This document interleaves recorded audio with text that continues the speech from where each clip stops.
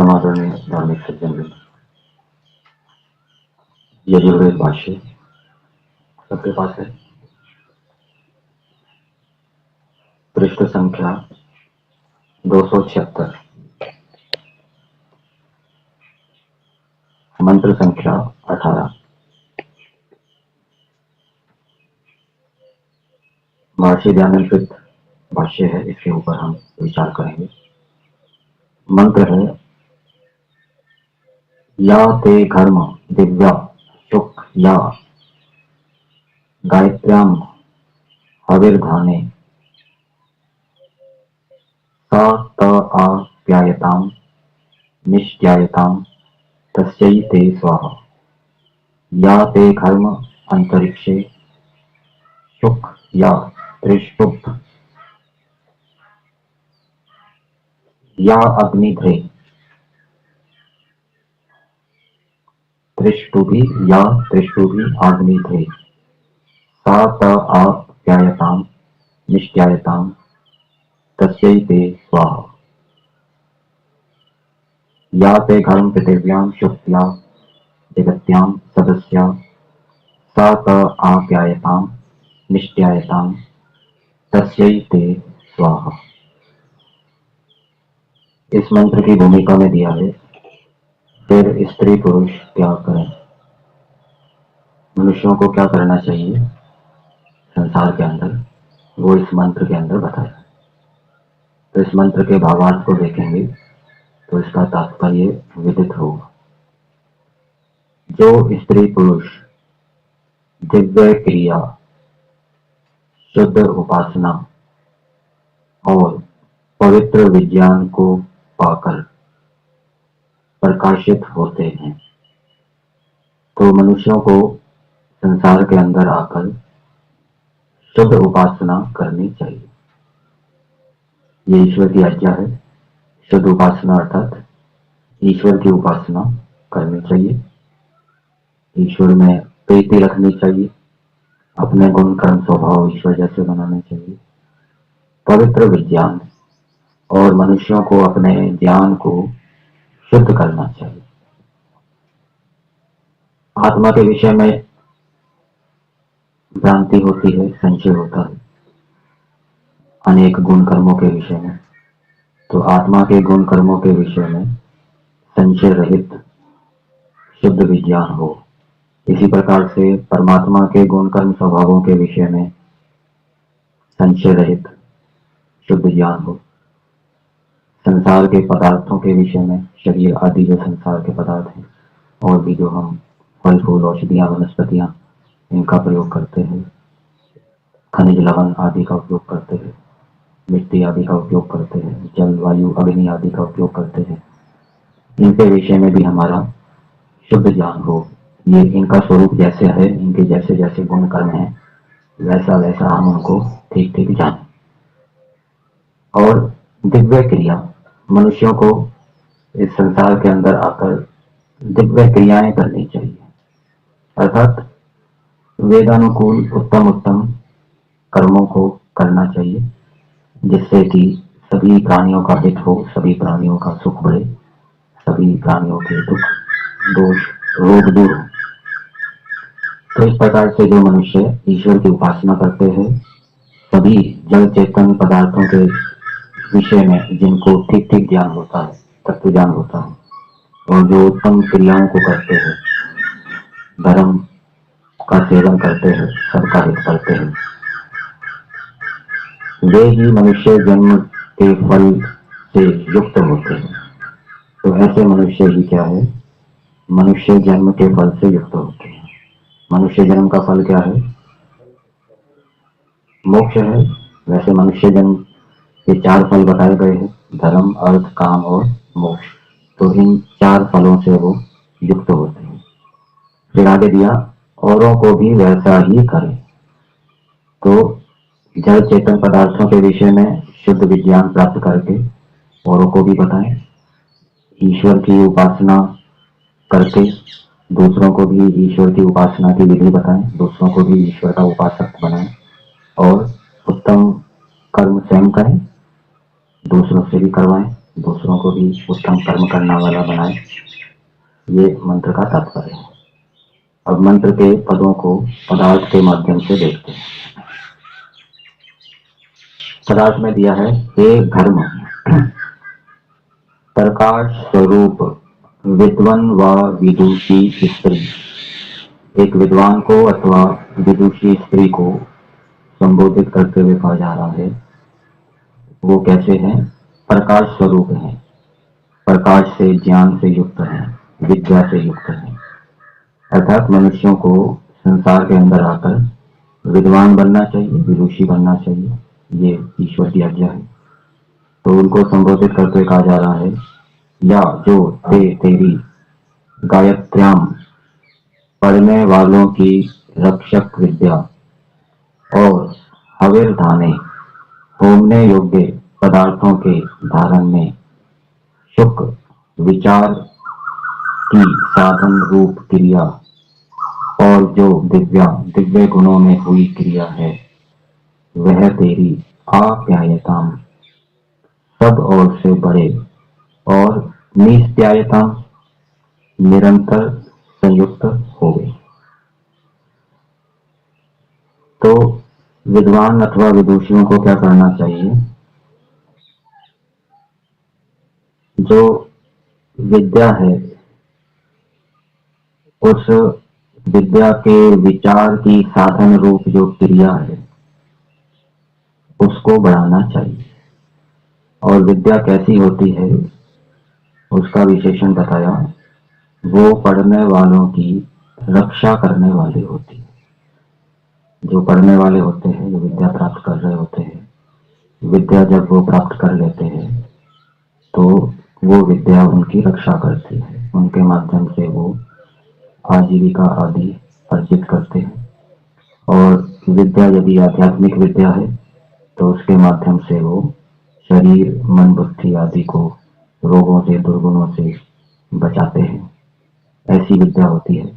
तो उस विद्या के विचार की साधन क्रिया, विद्या कोई भी हो, चाहे पराविद्या हो चाहे अपराविद्या हो, उस विद्या के ऊपर विचार तभी किया जा सकता है जब वो विद्या उपस्थित है, स्मृति ठीक काम कर रही है, मन एकाग्र है, शांत है।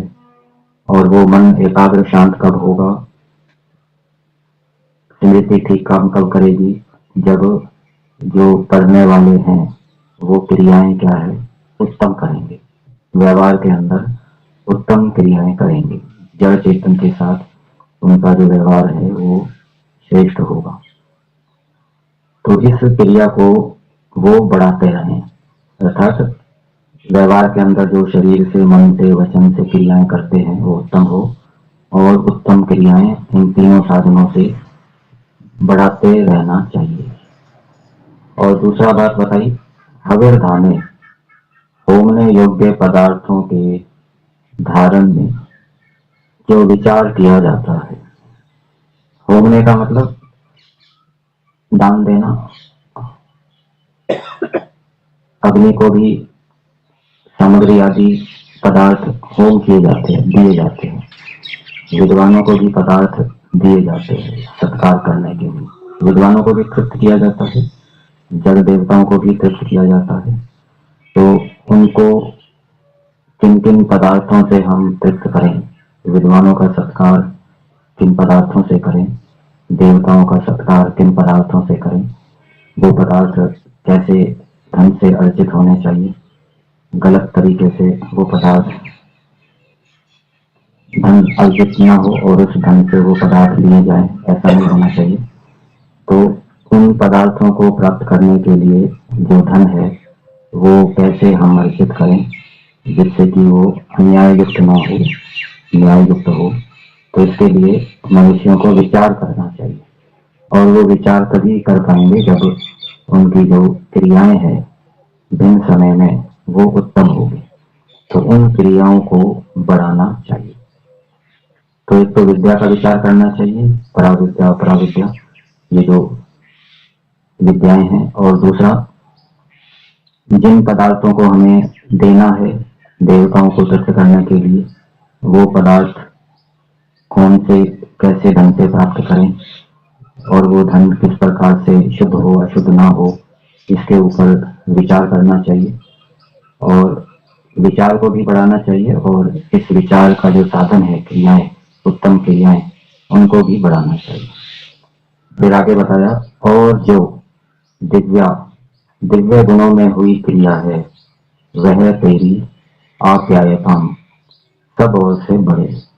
तो दिव्य गुणों को धारण करने के लिए भी क्रियाएं की जाती है, मन से क्रियाएं की जाती है, योजना बनाई जाती है, संकल्प लिया जाता है, वाणी से भी अपनी प्रतिज्ञा को सबके सामने बोला जाता है और फिर उन दिव्य गुणों को धारण करने के लिए शरीर से भी पुरुषार्थ किया जाता है।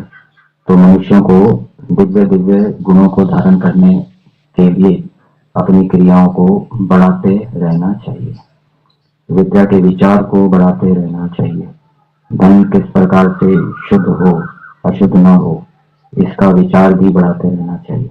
और इस विचार के जो साधन है, क्योंकि विचार तभी होगा जब मन शांत होगा, एकाग्र होगा, स्मृति ठीक होगी, तो उसके लिए व्यवहार में भी हम कलेशों से रहित रहें, क्रियाएं हमारी उत्तम हो, उनको भी बढ़ाते रहना चाहिए। सब ओर से बढ़े और निरंतर संयुक्त हो गए।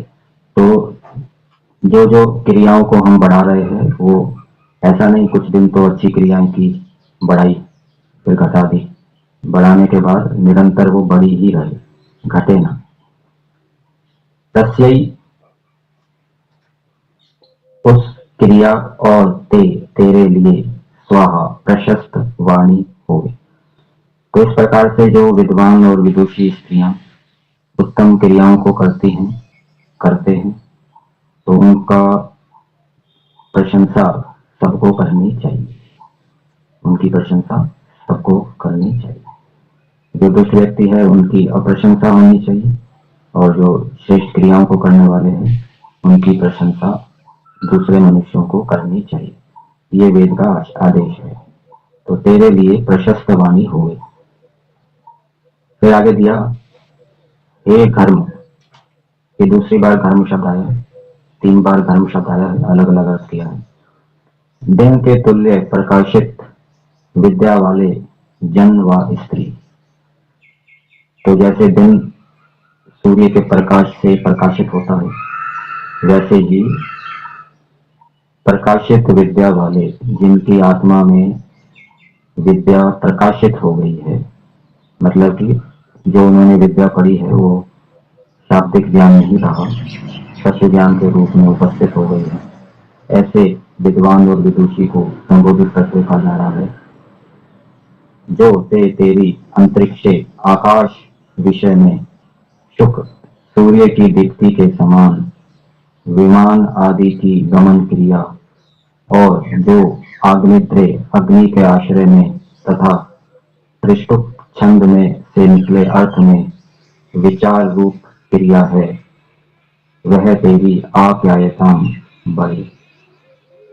तो मंत्रों के अंदर छंद होते हैं, छंदोपद होते हैं, तो मंत्रों के ऊपर विचार करना ये भी क्रिया कहा गया है, ये आंतरिक क्रिया है। तो वेद मंत्रों के ऊपर विचार को बढ़ाते रहना चाहिए तथा सूर्य की दीप्ति के समान विमान आदि की गमन क्रिया, और जो एक स्थान से दूसरे स्थान जाने के लिए हम अनेक साधनों का उपयोग करते हैं, विमान भी है और भूमि से भी जाते हैं, गाड़ियों के माध्यम से, जल से भी जाते हैं, जलयान आदि के माध्यम से। तो किस प्रकार से शीघ्रता से हम दूसरे देश में पहुंच सके, उसके ऊपर विचार को करते रहना चाहिए, विचार को बढ़ाते रहना चाहिए। और कोई उत्तम विचार प्राप्त हो गया उसको क्रिया रूप में लाना चाहिए और उस क्रिया को भी क्या है बढ़ाता रहना चाहिए, जिससे कि अनेक उत्तम यातायात के साधन मनुष्यों को प्राप्त हो और वो शीघ्रता से एक स्थान से दूसरे स्थान गमन आगमन करके सुखी हो। और निश्चयताम निरंतर संयुक्त हो गए।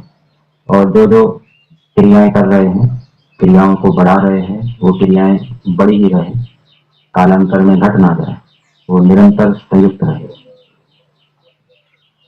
फिर आगे बताया, उस क्रिया और तेरे लिए सत्यवाणी होगी। फिर आगे दिया है, हे धर्म, बिजली के प्रकाश के तुल्य वर्तमान स्त्री और पुरुष। बिजली का प्रकाश के तुल्य प्रकाशित वर्तमान स्त्री और पुरुष, उनको संबोधित करके कहा जा रहा है। या जो ते तेरी पृथ्व्याम भूमि और जो सदस्या सभा में हुई चेतन प्रजा युक्त सृष्टि में प्रकाश युक्त क्रिया है। तो स्त्री और पुरुषों को विद्या से युक्त होना चाहिए, प्रकाश से युक्त होना चाहिए, और विद्या से युक्त होकर फिर भूमि के ऊपर, पृथ्वी के ऊपर रहते हुए उन्हें शरीर से, मन से, वाणी से प्रकाश युक्त, ज्ञान युक्त, विज्ञान युक्त क्रियाओं को करना चाहिए, जिससे कि सब प्राणियों का सुख बढ़े, दुख छूटे। और सभा में हुई चेतन प्रजा युक्त सृष्टि में जो क्रिया है, और जो चेतन जगत है, चेतन जगत में मनुष्य आदि प्राणी है, परमात्मा भी है, उनके साथ कैसी क्रियाएं करनी है, उनके साथ भी हमारी जो क्रियाएं हैं, व्यवहार है मनुष्य आदि प्राणियों के साथ और परमेश्वर के साथ, वो उत्तम हो। और वो उत्तम व्यवहार क्या है, आप्यायताम, बढ़ता रहे, दिन प्रतिदिन बढ़ता रहे। अन्यत्र भी मंत्रों में आता है, उद्यानंते पुरुषा नवयानम, कि हे मनुष्य तेरी उन्नति हो, अवनति ना हो। मतलब कि अच्छे अच्छे कार्य बढ़ते जाएं, अच्छे अच्छे गुण बढ़ते जाएं, अच्छे अच्छे गुणों को धारण करने की जो क्रियाएं हैं वो बढ़ती जाएं। और नित्यायताम, निरंतर संबद्ध हो। तो जो अच्छे कार्य बढ़ाए हैं वो बड़े ही रहें निरंतर, ऐसा नहीं कि वो कालांतर में घट जाए।